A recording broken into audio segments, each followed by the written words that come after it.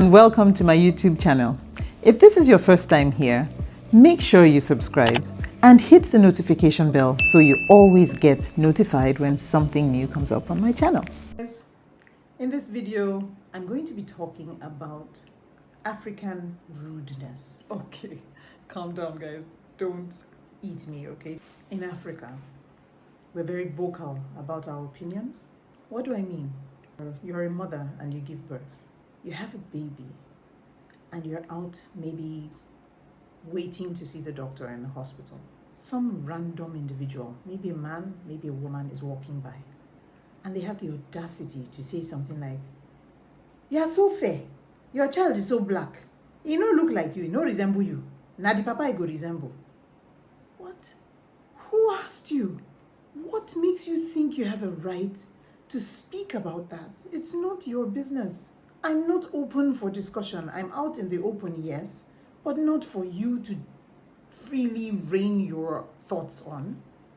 I didn't subscribe to this channel. Get it? How am I hearing what you have to say? And for many of us, this is how we live our lives from day to day. We're used to it. We don't even know any different. I was in a shop the other day and I had just bought some items. And then my daughter and I, right? So they packed the items and my daughter carried the bag.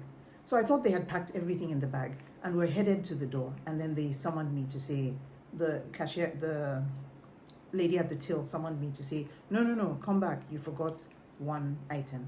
So because it was liquid, they had put it in a different bag and I didn't know that. So I'm coming back to get it.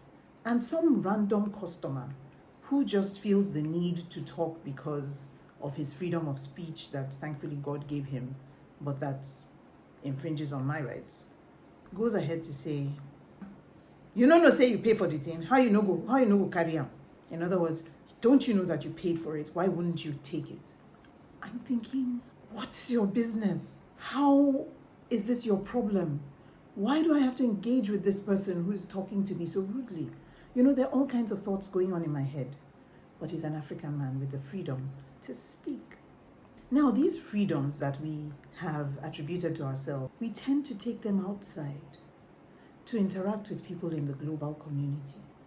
And you want to say, "Oh, wow, madam, you are big, oh. You are bigger than the last time I saw you."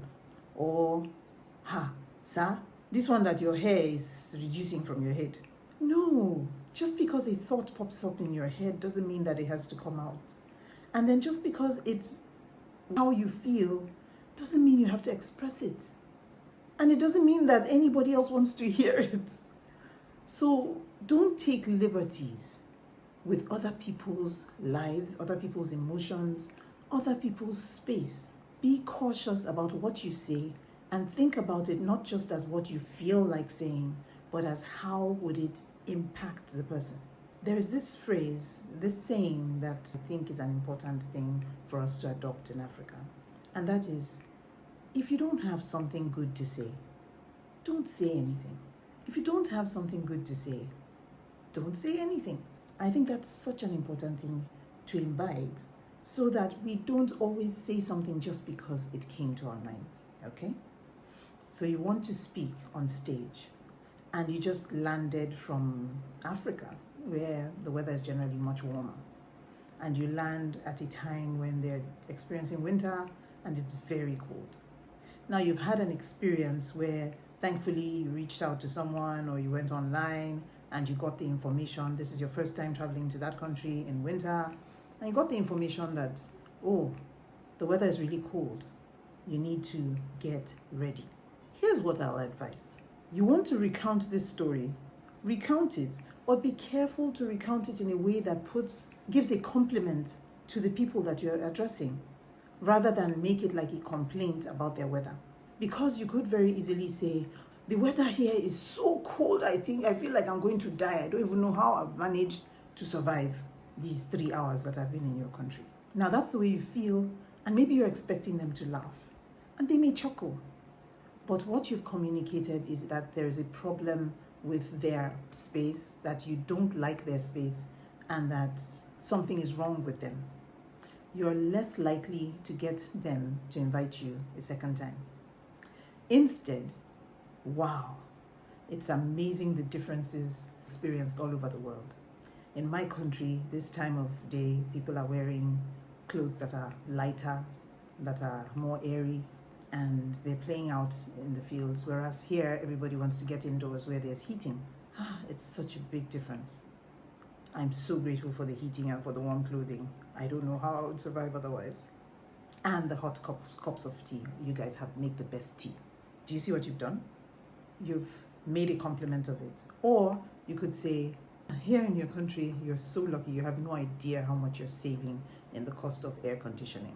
And then wait for them to laugh because, okay, we're not using air conditioning, but we're using heating, But that's for them to figure out. You know what I mean? So at the end of the day, you're trying to not offend. You're trying to communicate the difference without offending. So I really hope that this video helps. And if you have any additional thoughts around this, please go ahead and put them in the comments. But don't forget, if you like this video, share it across with your friends and family, hit that notification bell so you always get informed when something new comes up on this channel. And don't forget, subscribe. Thank you so much for joining me on Speak Life with Tolu Ekwe. Bye for now.